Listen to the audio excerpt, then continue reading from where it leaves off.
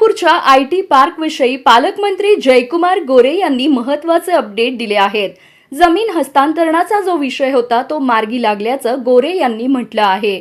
यावेळी गोरे यांच्यासोबत आमदार देवेंद्र कोठे, शहाजी पवार यांची उपस्थिती होती। बघा काय म्हणाले जयकुमार गोरे।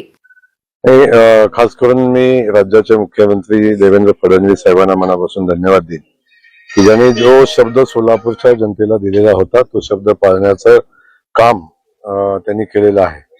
आणि आपल्या सगळ्यांना माहिती आहे की आयटी पार्क साठी होटकी येथील 576 गट नंबर मधील 20 हेक्टर जमीन ते औद्योगिक महामंडळाला हस्तांतरित करण्याचे आदेश आजच विभागीय आयुक्त पुलकंडवार यांनी कलेक्टर महोदयांना केलेले आहेत।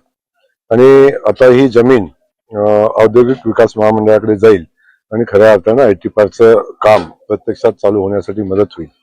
त्यामुळे सोलापूरच्या जनतेला माननीय मुख्यमंत्री महोदयांनी जो शब्द दिलेला होता तो शब्द पाळण्याच्या दिशेनं पहिलं पाऊल उचललेलं आहे। कारण आम्हा सगळ्यांना खास करून मुख्यमंत्री महोदयाने याची जाणीव आहे की सोलापूरच्या जनतेनं प्रचंड मोठा विश्वास आदरणीय मुख्यमंत्री महोदय आणि भारतीय जनता पक्षावर टाकलेला आहे। आणि त्याचाच परिणाम म्हणून आपण बघतो की सोलापूरच्या जनतेनं भरभरून भारतीय जनता पक्षाला दिलेला आहे।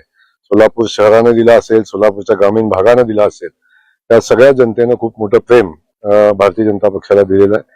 आणि सातत्यानं आमचे स्थानिक आमदार देवेंद्र कोठे जे असतील, आमचे स्थानिक आमदार असतील, सातत्याने या गोष्टीचा पाठपुरावा करतात आणि खऱ्या अर्थानं त्याला यश आलंय।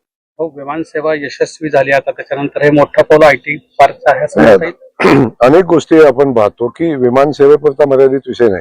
विमानसेवा चालू झाली, समांतर पाईपलाईनचं काम झालं, आता शहरातल्या इंटरनल पाईपलाईनचं काम आता जवळजवळ त्याचं एस्टिमेट वाढून आता 1200-1400 कोटीच्या आसपास गेले। तेही काम आम्ही प्रत्यक्षात काम चालू करण्याची प्रक्रिया आपण चालू करतोय। त्यासोबत वस्त्रोद्योग महामंडळाला, वस्त्रोद्योग व्यवसायाला ज्या इचलकरंजी बेसवर ज्या सवलती द्यायच्या होत्या त्याही संदर्भातली बैठक आम्ही येणाऱ्या अधिवेशनामध्ये आम्ही लावतोय आणि त्या सवलती लवकरात लवकर आमच्या बांधवांना कशा देता येतील याचाही प्रयत्न आपण करतोय।